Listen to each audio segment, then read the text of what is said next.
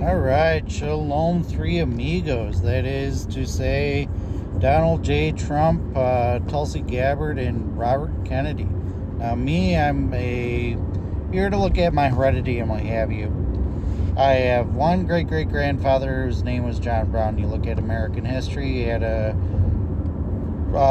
prominent Protestant abolitionist named John Brown who utilized force to obtain his objective, was tried and convicted of treason and executed accordingly, obviously on the Republican side of things.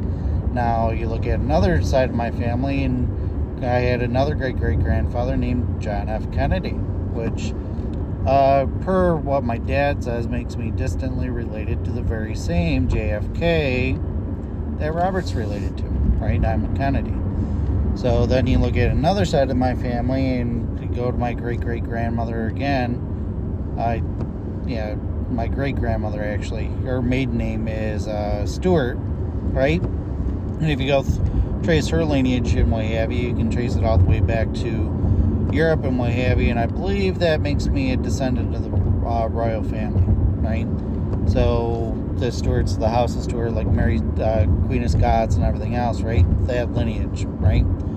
So then, that's three of them. Now you have the other one. My name, because I'm not afraid to use it, even online, I don't have any problem with it, is Richard Thomas Ewart, right? Richard Lionheart, right? I think the Stuarts actually are stem off his line wavy. I could be wrong in that assumption, but it's based on genealogy on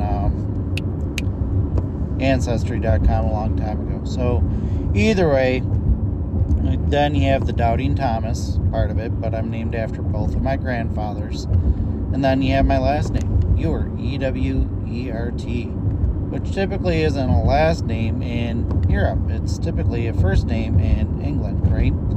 And it means shepherd, right? Which puts me into my position, right? So my dad wants to say that they're slaves and what have you.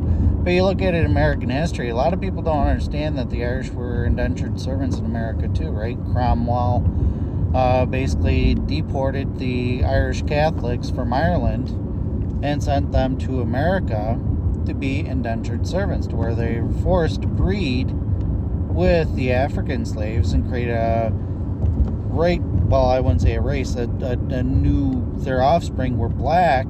Because the offspring was black, the offspring would remain slaves for their lives, and the Irish women that bore the children would be granted their freedom after 7 years, correlated to the Bible, right?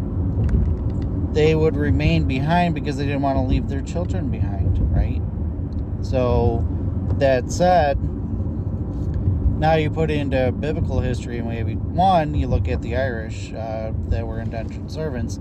That whole indentured servitude thing with 7 years, that translates into the Torah of you can't keep an Israelite as a servant for anything more than 7 years, right? Now, why were the African babies allowed to be slaves continuously? Well, that was based on the fact that the Africans stem off Ham's line, the Canaanites, right? So that said, they're the lower bottom of the barrel, and in that sense, they're also acknowledging that the Irish were the Israelites, right? Catch-22, same with the foundation of the country. Is the foundation of our country is that we're the original Israelites and everything else. But that's more prominent on the Democrat side of things, right? Democrats, like George Washington, was a slave owner, right? Asserting the dominance of the line of Japheth, because Japheth went to Europe, right?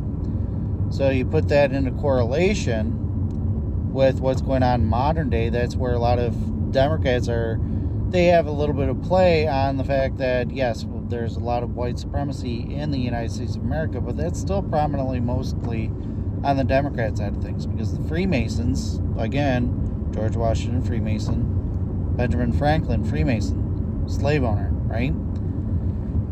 Benjamin Franklin was affiliated with the Hellfire Club out of Ireland, where their motto was "Do as thou wilt," perform satanic rituals underneath the church, and I understand the church above them was just legally satanic. Freemasons supported the Democrats. Democrats supported the KKK and instilled Jim Crow laws, still to this day, right? When it comes to traffic infractions, I have 2 videos here on TikTok that you can watch where I asserted my rights with the police. One, where I was falsely arrested because I did actually identify. 2, they're trying to force me, the church, because the church is people, not a place, to commit blasphemy, to have respect to persons to commit sin. That's James 2, right? John 4:22, salvation is of the Jews. Romans 2, a Jew isn't won by heredity, but by obedience to the Torah, which is the 10 Commandments, which neither modern Christians nor Orthodox Jews follow. Been video for that. Went to college for engineering. Can debunk evolution theory and the Big Bang Theory and purely scientific principles. Been video for that. Been video of my first police encounter where I was falsely arrested, what have you, and everything else, because again, they're trying to force the church to commit blasphemy. It's a violation of my First Amendment, right? And likewise, Article 1, Section 3 of the New York State Constitution, right? Because I can do anything I want as long as it's not licentious. Licentious meaning depriving somebody else of their rights. I didn't deprive anybody of their rights. So there, my rights are secured, but yet both constitutions basically got thrown out of the window, the Fourth Amendment and everything else, as if the constitutions didn't even exist. Right? So there's a lot of things going on in modern society to where the citizens are being treated like we're slaves rather than the sovereigns. Now you go to Article 2, Section 2 of the New York State Civil Rights Code. It states quite clearly, supreme sovereignty in the people. No authority under any pretense can be exercised over the citizens of the state without, paraphrasing the last part, consent of the people. Wow, sovereignty. Then you put it into context with Title 18, Section 241, conspiracy against rights, 242, which is deprivation of rights under the color of law.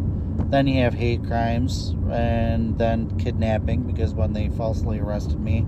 Then on top of it, you had the assistant DA that didn't want to acknowledge my rights either, and tried to have me remanded under a 730 psych eval for failure to identify, right? Because that's how cops try to assert their authority over the people, by charging them with a crime, right? But that's unlawful detention. That's under Article 135 of the New York State Penal Code, and yet it's also a violation of that conspiracy against rights, Title 18, Section 241. Then you have Title 18, Section 2381, treason, 2382, misprision of treason, 2383, insurrection or rebellion, 2384, seditious conspiracy. Ooh, but I'm a conspiracy theorist, right? Because I know what the reality is. So the Freemasons, again, are a derivative of the Knights Templar, which are from the Catholic Church. They're deemed heretics by the Catholic Church, but the Catholic Church itself is heretic, so you go back to history.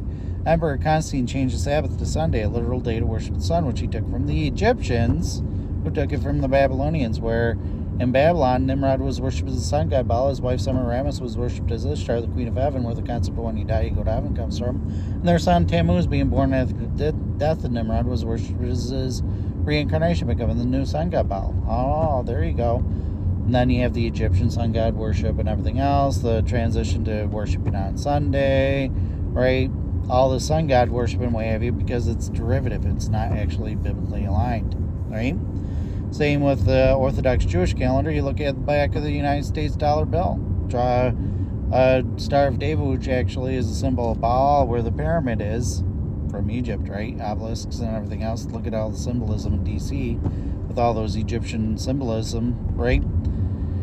And it spells Mason. Wow. With the all-seeing eye of Horus from Egypt at the top. Horus being derivative of Tammuz and Isis, right? Horus and Isis, right? Tammuz and rather Ishtar, I should say. So that said, it's all derivative in that context because they're not following any biblical standard yet. I'm the one that's incompetent. I don't know what the law is when they deem me incompetent. Which again, Article 1, Section 3 of the New York State Constitution itself states quite clearly that I can't be deemed incompetent. So with the attempted to kidnap me under that court order, right? That's attempted kidnapping. So Title 18, Section 241 and 242, and then the false arrest on top of it, that's capital offenses, right? They could get the death penalty or life imprisonment. So that applies to all public servants, right? So now I have another traffic infraction situation where they're trying to force secular mentality on the church, me. No bueno situation. Asserted my rights with them. Mentioned Title 18, Section 241, 242, 2381, 2382, 2383, 2384. Right? You know, a lot of penal codes, and yet people are stupid.